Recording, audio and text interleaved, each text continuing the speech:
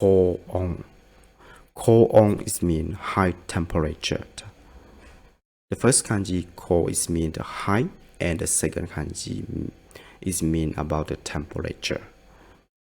And so in this word, in this noun, it say it means high temperature. And the second kanji is from the kanji of ondo, right? Or the is from the kanji atatakai, is mean warm, or is mean about the temperature. So I see here we have the example like koon no mizu. Koon no mizu is mean heat water. Mizu is mean water, and koon is mean high temperature.